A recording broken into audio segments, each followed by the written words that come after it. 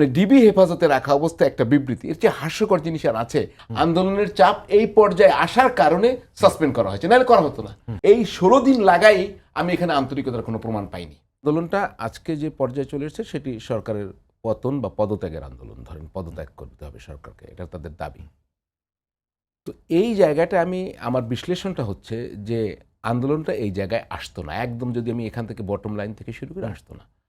আন্দোলনটা হ্যান্ডেলিংয়ে দক্ষতার পরিচয় দেয়া হয়নি। আপনি যদি শুরু থেকে ধরেন, সেই জায়গাটা যদি বিশ্লেষণ করি, ধরেন আদালতের রায়, তারপরে আদালতের সমাধান, আদালতের মাধ্যমেই সমাধান হবে এবং হয়েছে, সেটি কিন্তু মানে সেটি রায়টি মানে একটি রায় এগিয়ে আনা যায়, একটি জিনিস আগে করা যায়, এই প্রক্রিয়াগুলো তো আছে। আন্দোলনের প্রতিটি ঘাটে ঘাটে আমি আর ব্যাখ্যা না করলাম, কিন্তু এই যে সমন্বয়কারী যারা ছিলেন, যারা আন্দোলন করছিলেন, তাদের সাথে কখনোই একটি সিভিল সরকার, একটি রাজনৈতিক সরকার বসে যে পলিটিক্যাল আলোচনা করে এটার সলিউশন বের করা, এইটি আমি কখনোই দেখিনি। যখন তারা এটা শুরু করে তখন আর এক স্টেপ চলে যায়। যেরকম ধরেন, আমি যদি এটাই ধরি, যেদিন ধরেন 3 মন্ত্রীর কাছে 3 জন সমন্বয়ক গেলেন, সেদিন তাদের দাবি দেওয়া ছিল, তো এটি একটি আলোচনার দ্বার খুলে গেল। কিন্তু তারপরে আমরা আর কোনো পলিটিক্যাল আলোচনা তাদের সঙ্গে করতে দেখি নেই। তাদের দাবি ছিল, সেগুলো কিভাবে মেটাবে সরকার, কিভাবে পূরণ করবে, এগুলো তো একটা অসম্ভব দাবি ছিল না, ছিল কি? আমার তো বিবেচনায় না।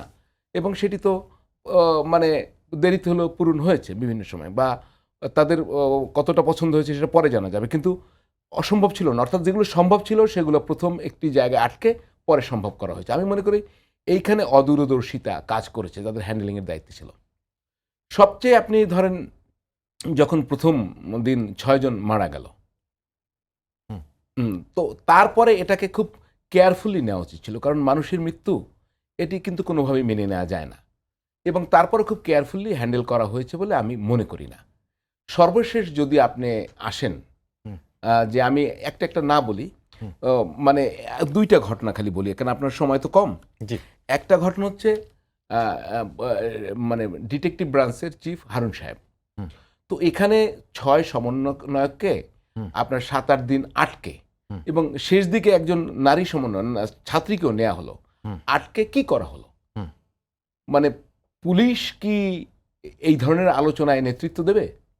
পুলিশ কি এই ধরনের আলোচনা চালাবে? মানে এটা তাকে কে করতে বললো, আর তিনি কিভাবে এই সাহস দেখালেন? এটা সম্ভব না। এবং কি করলেন তিনি?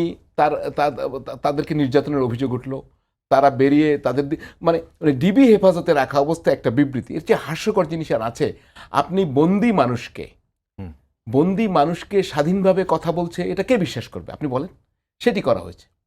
কিন্তু এই আলোচনাটাই যদি, এই 7 দিনের আলোচনাটাই যদি আওয়ামী লীগের নেতারা করতেন তাদের সঙ্গে, যারা দায়িত্ব নিয়ে, আমি মনে করি অনেক বেশি ফ্রুটফুল হতো। এবং তারা কিন্তু হয় কি, পলিটিক্যাল লোকজনের একটি গুণ থাকে কি, তারা কিন্তু পাবলিক পালস, মানুষের ভাষা বুঝতে পারে।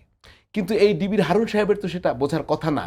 উনি কি করেছেন? উনি হয়তো বা কোনো অ্যাসাইনমেন্ট পালন করেছেন, এবং উনি উনি উনি উনি উনি জিনিসটাকে খুব হাস্যকরভাবে নিয়েছেন। অর্থাৎ ওনার যে পাবলিক বোঝার ক্ষমতা নাই, মানে মানুষ পিটিয়ে অভ্যাস থাকলে সে তো পাবলিক বুঝবে না।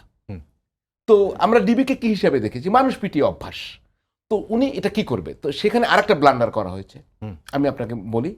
এখন ধরেন, আপনি আলোচনার কথা যখন বলেন, তখন তো আরেকটা স্টেপ চলে যায়।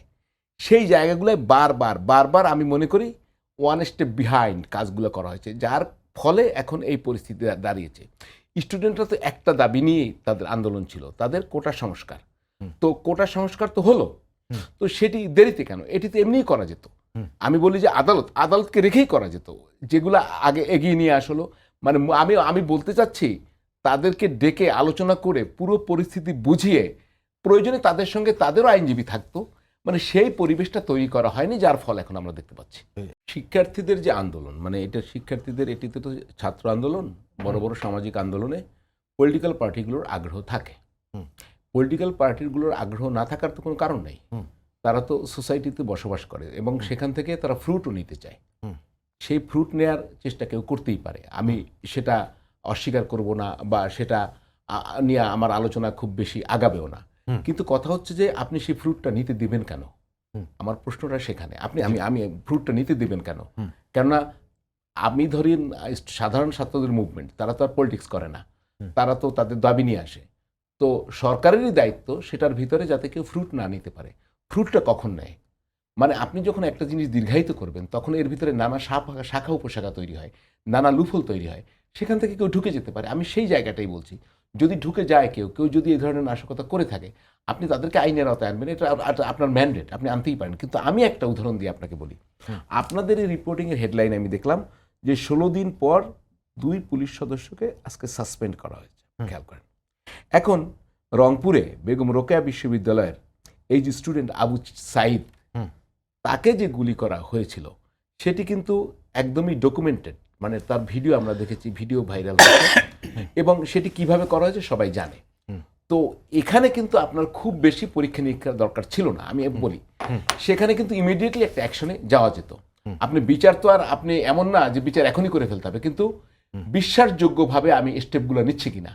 তাহলে 16 দিন যদি লাগে তাদেরকে সাসপেনশন করতে, এখন তো স্টুডেন্টরা স্বাভাবিকভাবেই বলবেই আন্দোলনের চাপ এই পর্যায়ে আসার কারণে সাসপেন্ড করা হয়েছে, নাহলে করা হতো না।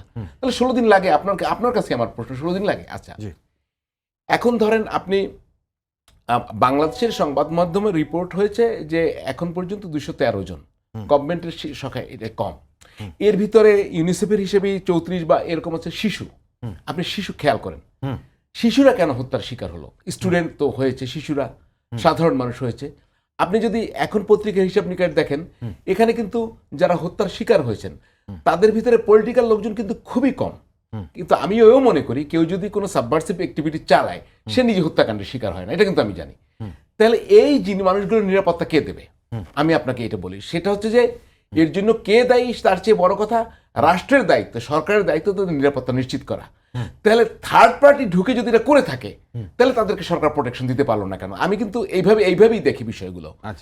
আরেকটা বিষয় আমি আপনাকে বলি যে কোনো বিষয় সবকিছু কিন্তু আপনি কালকেই করা যাবে না, কিন্তু আপনার উদ্যোগগুলা আন্তরিক এবং বিশ্বাসযোগ্য, এটা প্রমাণ করতে হবে। আপনার উদ্যোগ আন্তরিক বা বিশ্বাসযোগ্য নয় এই প্রশ্ন আমি করছি না, আমি করছি আপনার উদ্যোগ এবং যে কাজ করবেন তাতে মানুষের মনে, স্টুডেন্টদের মনে এই প্রতীতি জন্মাতে হবে যে দেয়ার আন্তরিক। কারণটা আমি বলি, এই 16 দিন লাগাই আমি এখানে আন্তরিকতার কোনো প্রমাণ পাইনি। কেননা আপনি অনেক ঘটনা আইডেন্টিফাই করতে সময় লাগবে।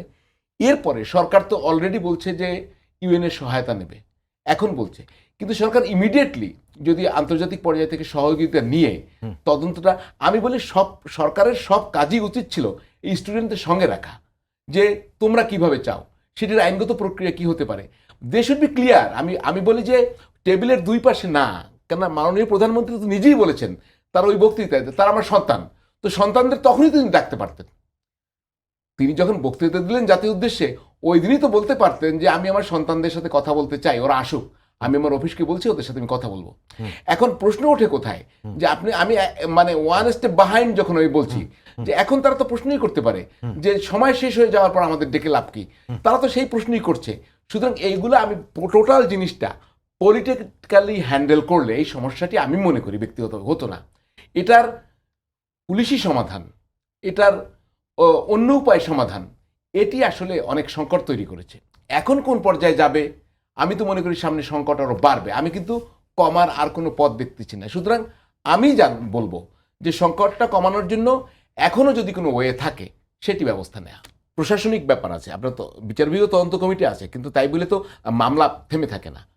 আমি একটু সরি আপনার কথা, মামলা আপনি সারা দেশে মামলা থেমে থাকে না, তো এইটা কিন্তু পুলিশের প্রশাসনিক ব্যবস্থা, এইটা পুলিশ কিন্তু ইমিডিয়েটলি অ্যাকশনে যেতে পারতো পুলিশের ব্যাপার। আরেকটা কথা বলি, সারা দেশে মামলাগুলো কি হয়েছে সংবাদ মাধ্যমে আপনারাই তো রিপোর্ট করেছেন, এই মামলায় 16 বছর না 14 বছর একটা ছেলেকে অ্যারেস্ট করা ছিল, মানে এটা হাস্যকর একটা বিষয় না এই মামলায়। আর সারা দেশে যে মামলাগুলো হয়েছে সেখানে আমরা তো জানি গুলিতে অনেকেরই মৃত্যু হয়েছে, গুলিতে মৃত্যু হয়েছে, সেখানে কোনো পুলিশ যে গুলি করেছে সেটার কোনো হিসাব নেই। সুতরাং এই বিশ্বাসযোগ্যতার প্রশ্ন, আন্তরিকতার প্রশ্ন সেটা উঠতে পারে এবং সেই জায়গাটা ক্লিয়ার করা উচিত ছিল।